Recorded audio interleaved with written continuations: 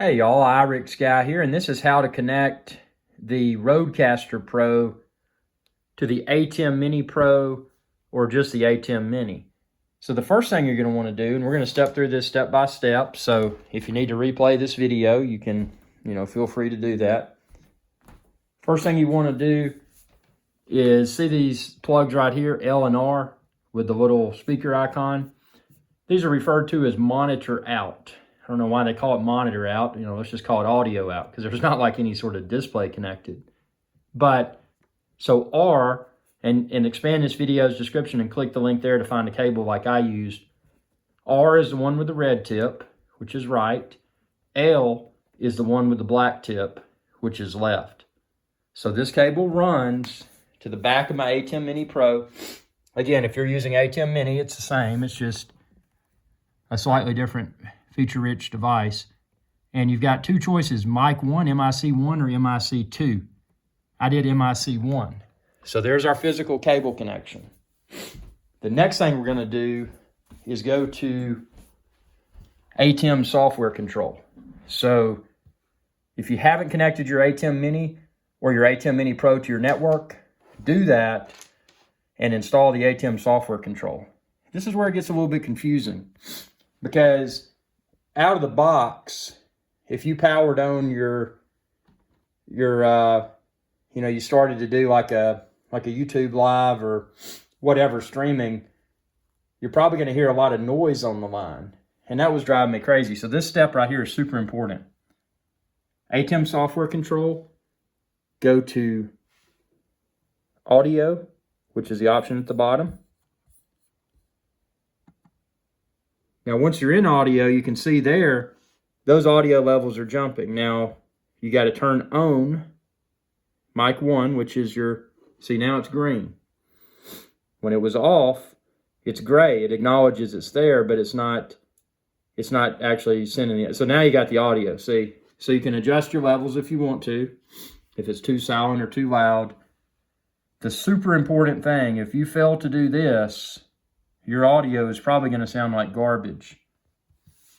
Why ATEM software control hid this, and they didn't really hide it, but they kind of did. Looking at this screen, one might assume that the settings would be here. You got to go all the way down here to this left corner. See that little gear icon? Click your gear icon. Now, you're presented with this screen for settings. You want to go to Audio tab. So there's Audio. And then, if you're using mic 1 like I am, you have got to change it from microphone to line. If you keep it on microphone setting, it's probably going to be like a lot of people have experienced the same, and you're probably going to hear a lot of buzzing. Regardless of how you adjust your levels, you're probably going to hear a lot of buzzing. So if you're hearing that buzzing, it's probably not a bad cable. It's probably that you're on microphone instead of line. So again, make sure that you select line for your input. Now again, I was using MIC1, so I set MIC1 to line. Super important to do.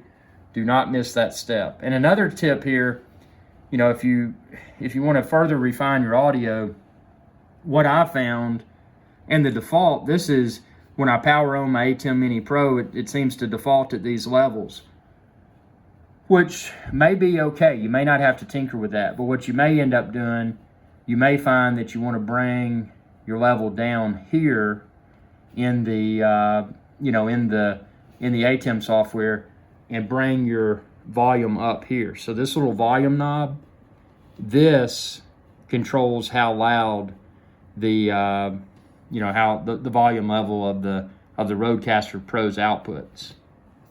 And then this, in the ATEM software, controls the levels of the on the ATEM Mini Pro or ATEM Mini end. So a lot of people have said, hey man, keep ATEM Mini lower. So in other words, lower this. But, I found with mine, I just kind of keep it where it is by default, and it's worked fine. But if you find that your viewers on a YouTube live or whatever are saying that, hey man, the volume's not loud enough, this right here is your volume knob. And just for reference, and everybody's different, but this is how I use mine. So that's the the volume out setting, see where the knob's pointing? That's exactly how I use mine for my YouTube live streams, and it's, I mean, I don't know. I mean, I've gotten outstanding feedback so far. So, not feedback, outstanding response from viewers. So, yeah, that's it. That's how to connect your Rodecaster Pro to the Blackmagic ATEM Mini Pro or the Blackmagic ATEM Mini. So I hope this video provided value. If it did, be sure to like, be sure to share, subscribe to my channel. Hey, if you really got a lot out of this, definitely choose to support me on Patreon, patreon.com/IRIX Guide. You can find a link to Patreon within this video's description. Also, all the equipment that I just mentioned, the cables, you can also find the Rodecaster Pro, the ATEM Mini Pro, and the ATEM linked within this video's description as well. Oh, and the microphone. That's the microphone like I use. So, and the headphones. It's all there. And if it's not there, man, just ask, and I'll be happy to share a link for you. Thanks for your viewership, and I hope that this helped. Y'all have a good day.